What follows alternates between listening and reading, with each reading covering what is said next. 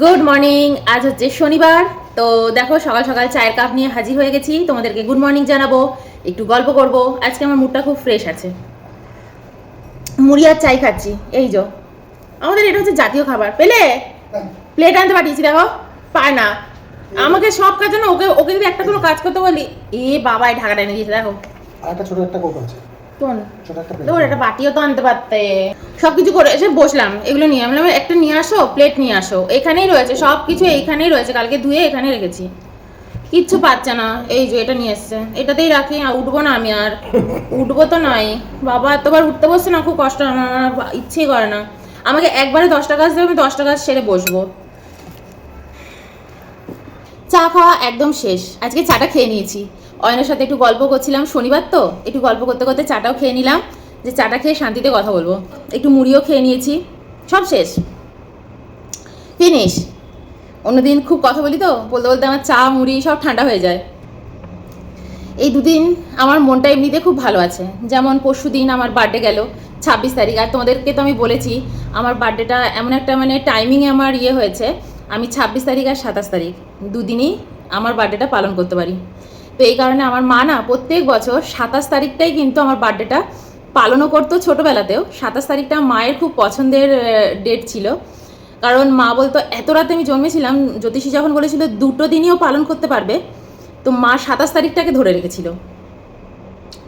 যদিও main date হচ্ছে 26 তারিখ, ঠিক আছে, যেটা আমি পরে নিজে 26 তারিখটাই পালন করি, কারণ আমাকে দাদুমণি বলেছিল 26 তারিখটা তোর জন্য বেস্ট। কালকে মা আমাকে ফোন করবে, মা কিন্তু প্রত্যেক বছর ফোন করে হচ্ছে 27 তারিখ, কিন্তু ফোন করে খুব সকাল সকাল, সকালের দিকটাতেই ফোন করে নেয়।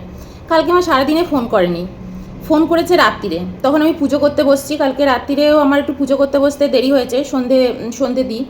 আমার সন্ধে দেওয়া মানে হচ্ছে ঠাকুরের সামনে বসে থাকা, একটু ধ্যান করা। একটা ধুনো জ্বালিয়ে দিয়েছি, প্রদীপ জ্বালিয়েছি, বসেই আছি ঠাকুরের কাছে, বসেই আছি। 8:30 বেজে গেছে, তারপর আমি উঠেছি ঠাকুরের ওখান থেকে। তো উঠে সামনের ঘরে গিয়ে বসছি, তা তখন দেখলাম অয়নের ফোনে ফোন করেছে মা, তখন 9টা বেজেছে। মা ওই সময় ফোন করে না, মা তাড়াতাড়ি খেয়ে দিয়ে নেয়। তো কালকে ফোন করেছে, আমি মাকে বললাম হ্যাঁ তুমি আমাকে ভুলে গেছো। আর আমি মায়ের সাথে যখন কথা বলি ঝগড়াই করি, শুধু ঝগড়া। আমাকে ভুলে গেছো, আমি দূরে থাকি, আমি যে একটা মেয়ে, আমাকে কেউ পোছে না মোছে না, আমার জন্য কেউ কিছু ভাবে না। তা মা বলছে তাহলে ফোন করলাম কি করে, আমি তো জানি যে তোর আজকে বার্থডে, কিন্তু তোরা যদি সকালবেলা ধর ঘুরতে টুরতে যাস, অয়ন তো প্রত্যেক বছর ছুটি নেয়, তাও তুমি আমাকে সকালে ফোন করলে না। এই ধরনের কথা বলছি। তারপর মা একটা খবর দিল আমাকে, আমাদের একজন খুব কাছের আত্মীয়, সে অ্যাসাইলামে ভর্তি হয়েছে, বয়স হয়েছে। তো সেটা শুনে খুব মনটা খারাপ হলো। আর মনটা কেন আরও বেশি খারাপ হলো জানো, যেটার জন্য আজকে আমি এটা আমার চ্যানেলেও হয়তো বলছি। লাস্ট 10 বছর হয়ে গেল তার সাথে আমার কোনো কথা নেই। সে আমার খুবই কাছের আত্মীয় বলতে পারো। ছোটোবেলা থেকে তার বাড়িতে আমি মানুষ হয়েছি, তার বাড়িতে আমি থেকেছি। আমাদের বিয়ের সময় তার ভূমিকা অনেক ছিল, সে আমাদের খুব ভালোবাসতো। ইভেন মা যখন বলেছিল যে হ্যাঁ আমি অন্য জায়গায় মামনের বিয়ে দিতে চাই, অনেক বড় জায়গায়, কিন্তু সেই সময় কিন্তু সে এসে বলেছিল যে না, ও যাকে পছন্দ করছে, তুই ভালো পয়সাওয়ালা জামাই পাবি, কিন্তু অয়নের মতন ছেলে পাবি না। তো সেই সময় সে একদম কি বলবো, আমার বিয়েতেও তার অনেক বড় ভূমিকা। তো লাস্ট 10 বছর তার সাথে আমার কোনো সম্পর্ক নেই।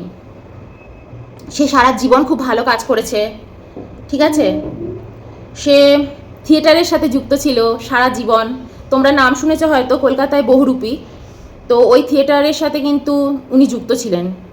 তো উনি সারা জীবন ভালো চাকরি করেছেন, সিএসিতে চাকরি করেছেন, খড়দা সিএসি আছে না, ওখানে চাকরি করেছে। আমার খুবই কাছের আত্মীয়, কিন্তু লাস্ট 10 বছর ওনার সাথে আমার কোনো সম্পর্ক নেই। এই ঘটনাগুলো আমি কেন বলছি, আমি আস্তে আস্তে পরে বলবো তোমাদেরকে, না কেন বলছি আমি। একটা সুন্দর সম্পর্ক যখন তার মধ্যে হিংসে রাগ এগুলো চলে আসে না, সম্পর্ক আস্তে আস্তে জানো তো আর সম্পর্ক থাকে না, নষ্ট হয়ে যায়। আর সেটা সবচেয়ে বেশি হয় জানো নিজের লোকের সাথে। কিছুই না, বিয়ের পর তার বাড়িতে যাওয়া, আমাদের জীবনে ফ্লারিশ করা, যখন আমরা আস্তে আস্তে একা একা দাঁড়াচ্ছি, হয়তো কোনো কারণে সে মনে করেছিল, বা তার মতন আরও অনেকেই অনেক কিছু মনে করে থাকে, তাই না, সেও হয়তো মনে করেছিল যে ওরা একা একা একদম এত কিছু করে ফেলছে, টুবাই আর অয়ন দুজনে মিলে এত কিছু করে ফেলছে, নাম করে ফেলছে, নিজেরা একা একাই সব করে ফেলছে। কোনো কারণে আমাকে সে প্রমাণ করতে চেয়েছে যে আমি খুব অহংকারী, বা কোনো কিছুতে গেলে তার বাড়িতে নেমন্তন্ন করলে টিপ্পনি করা, কোনো কিছু বিষয় নিয়ে খুঁচিয়ে খুঁচিয়ে কোনো কথা বলা, আমাকে দুঃখ দেওয়া, কষ্ট দেওয়া, সেগুলো সে করেছে আমাদের বিয়ের পরে। এই করতে করতে এমন একটা টাইম এসছে, আমি আস্তে আস্তে ওনার সাথে একদম কথা বলা বন্ধ করে দিই, একদম। তো এই নিয়ে আমাদের বাড়িতেও কিন্তু অনেক অশান্তি হয়েছে। কথাটা বন্ধ করে দিয়েছিলাম, তারও একটা ঘটনা ঘটেছে। সেও তার মেয়ের বিয়ে ব্যাঙ্গালোরেতেই দিয়েছিল, ঠিক আছে। ও তার জামাই হচ্ছে আইআইটি থেকে পাশ করা, তার মেয়ের বিয়ে হচ্ছে ব্যাঙ্গালোরে দিয়েছে, সম্বন্ধ দেখে বিয়ে দিয়েছে, কিছুটা আমাদের দেখা দেখি দিয়েছে। কিন্তু আমরা তো সম্বন্ধ দেখে বিয়ে করি না, আমরা প্রেম করে বিয়ে করেছি। বিয়ে করে জানতাম না কোনোদিনও ব্যাঙ্গালোরে আসবো, আমাদের ভাগ্য আমাদের নিয়ে এসেছে।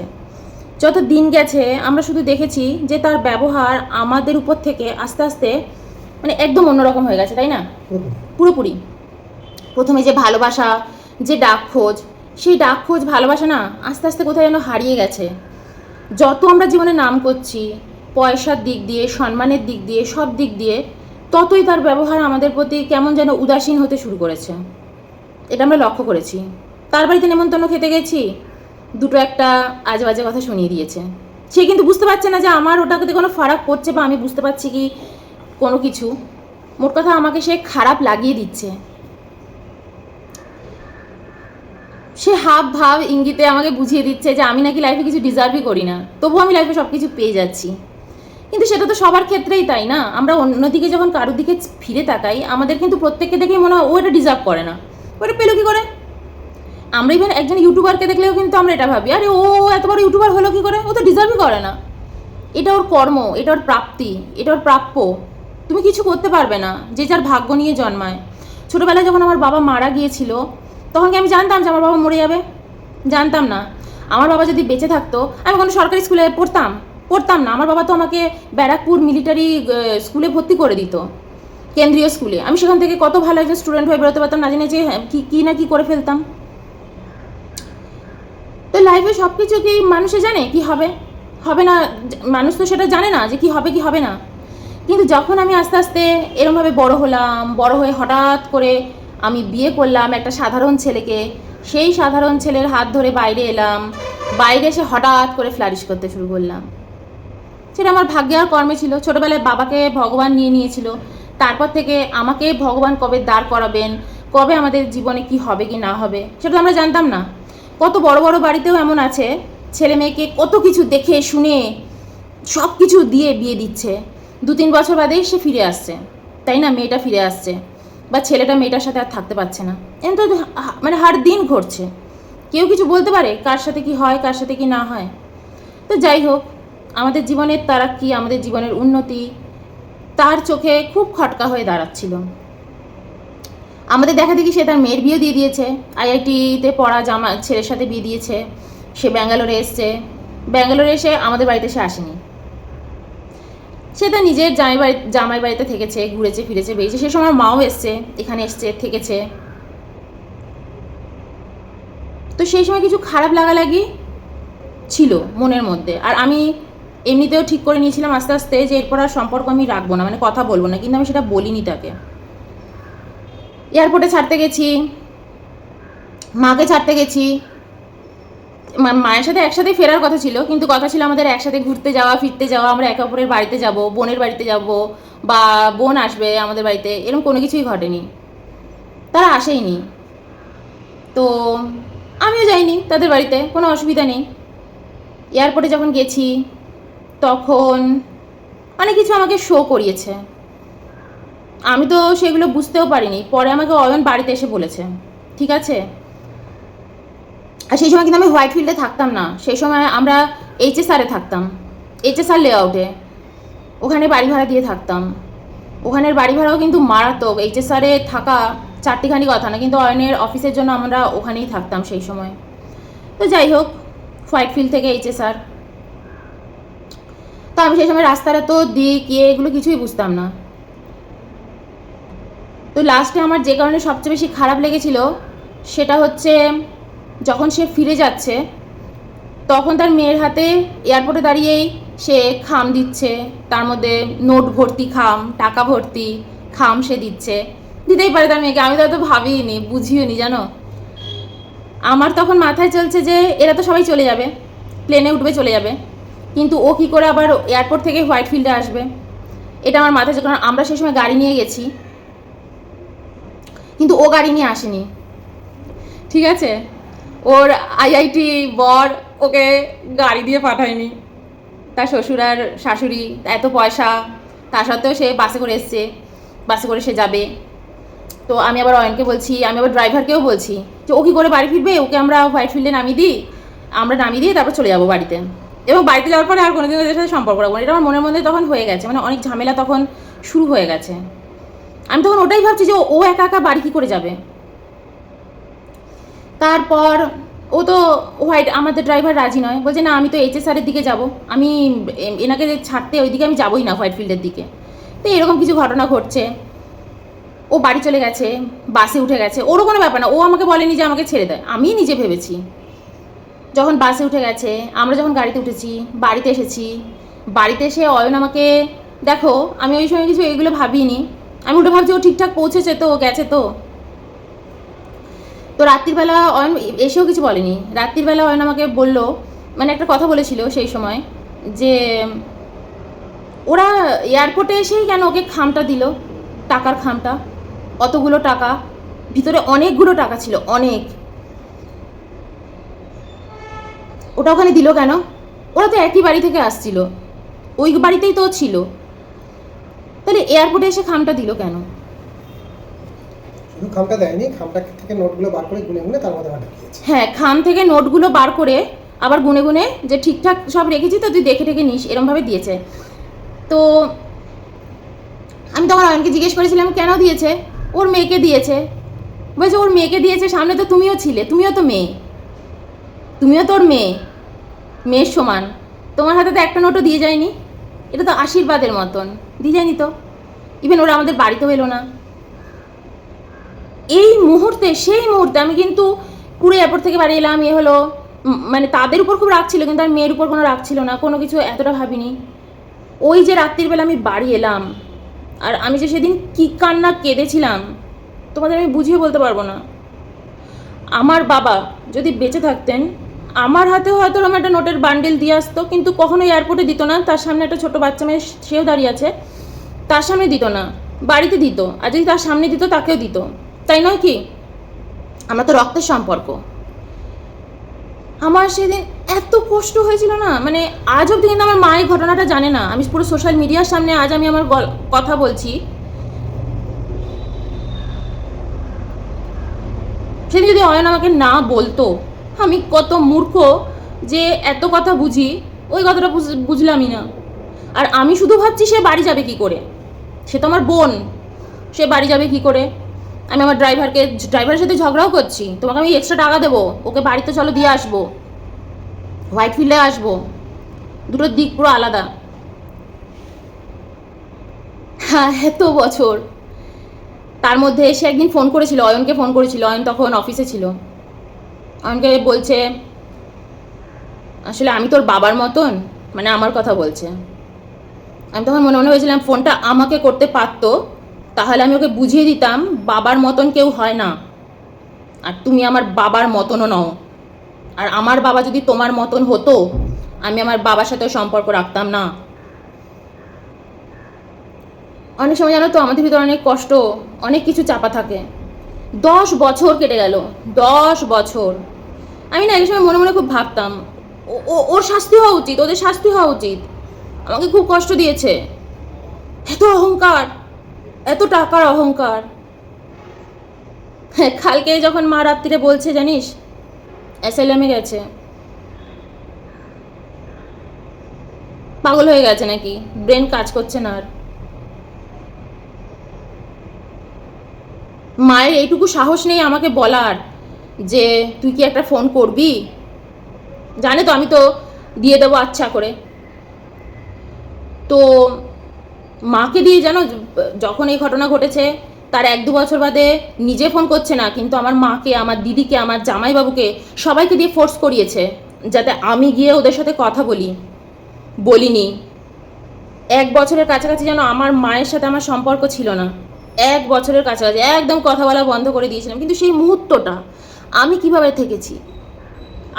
থেকেছি কেউ জানে না। বেশ দাঁতে দাঁত চেপে থেকেছি। তখন কিন্তু আমি ইউটিউবও করছি না, আমি কিন্তু কাজ করছি না, ছেড়ে রেখে বসে আছি। এটা 2000 মানে না, তখন তো ইউটিউবের কথাও নেই, তখন তো ইউটিউব ছিলই না। ইউটিউবের মানে চ্যানেল খোলার পরে 24 সালে আমাকে ফোন করেছিল কিন্তু এই ঘটনাগুলো যখন ঘটছে, কি বিচ্ছিরি সময় গেছে জানো না। মা আমাকে দুর্গাপুজোতে দুর্গাপুজোর যে শুভ বিজয়া জানাচ্ছে না, অয়নের সাথে কথা বলছে না, আমার সাথে কথা বলছে না। কেন না আমি যেন ওদের সাথে গিয়ে কথা বলিনি। আমার দিদিভাই আমার সাথে কথা বলা বন্ধ করে দিয়েছে। আমার জামাইবাবু ওই নামমাত্র কথা বলছে। সেই সময়টা যে কি গেছে, কিন্তু আমি আমার জায়গা থেকে সরিনি। একদম স্ট্রিক্ট ছিলাম। আমি তোমার সাথে খারাপ ব্যবহার করব না, তোমাকে বাজে কথা বলবো না, তোমার সাথে নোংরা ব্যবহার করব না, কিন্তু তুমি আমাকে আর পাবে না। তখন ঠাকুরের সামনে বসে কেঁদে বলেছি, এই লোকটার একদিন শাস্তি হবেই হবে।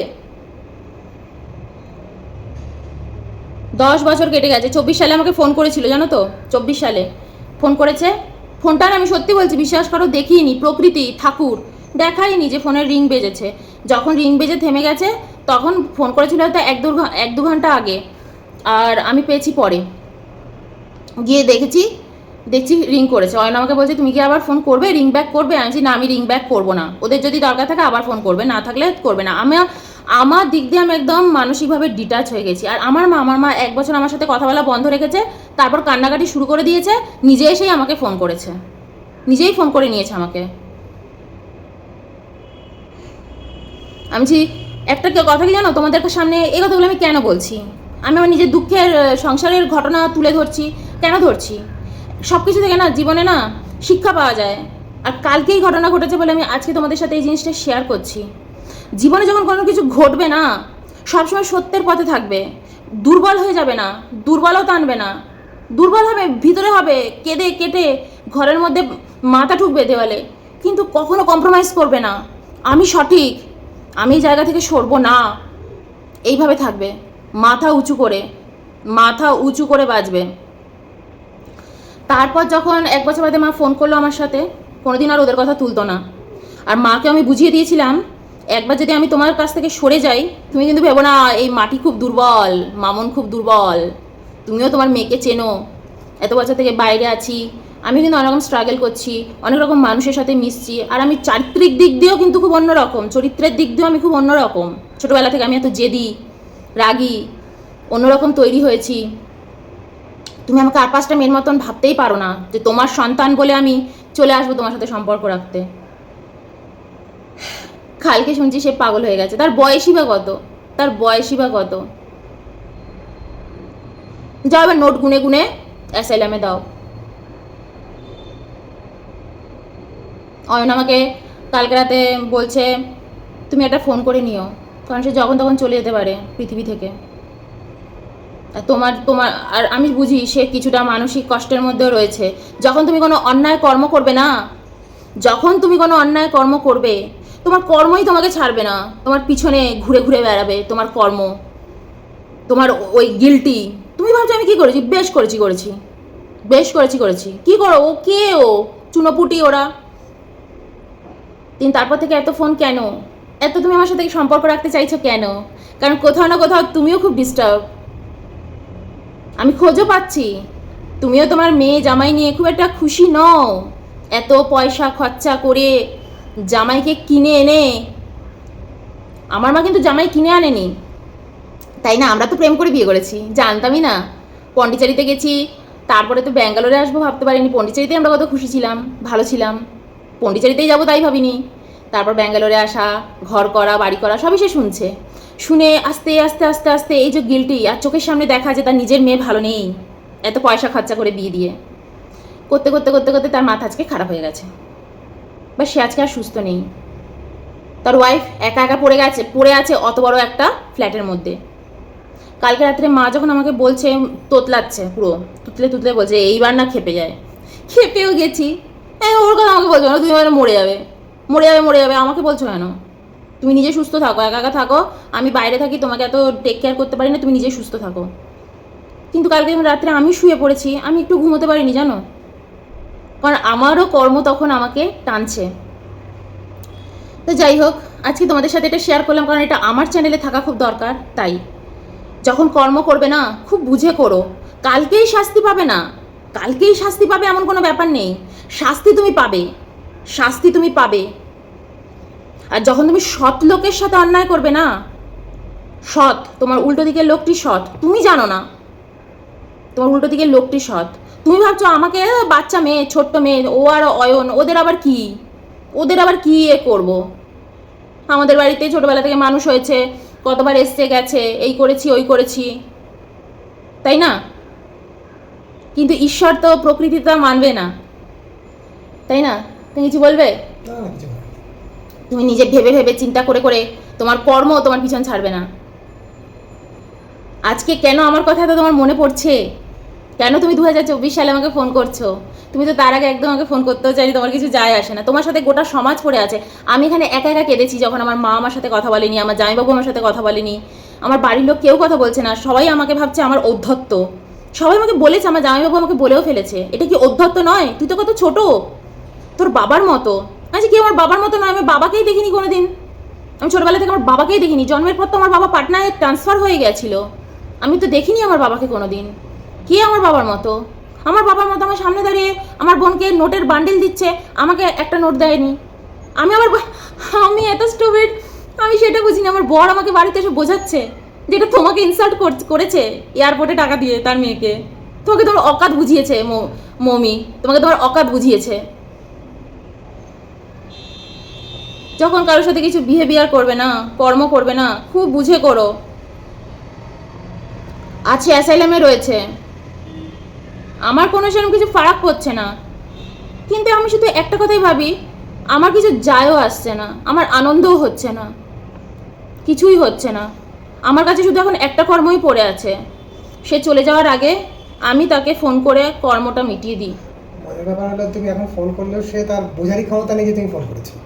এই হচ্ছে সবচেয়ে এটা হচ্ছে সবচেয়ে বড় ঘটনা। আমি যদি আজকে তাকে ফোনও করি, সে বুঝতেও পারবে না যে কে তাকে ফোন করছে আর কি ঘটছে।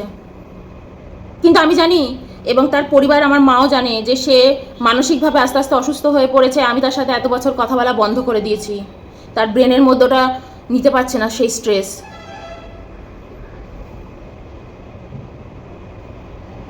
যাই হোক,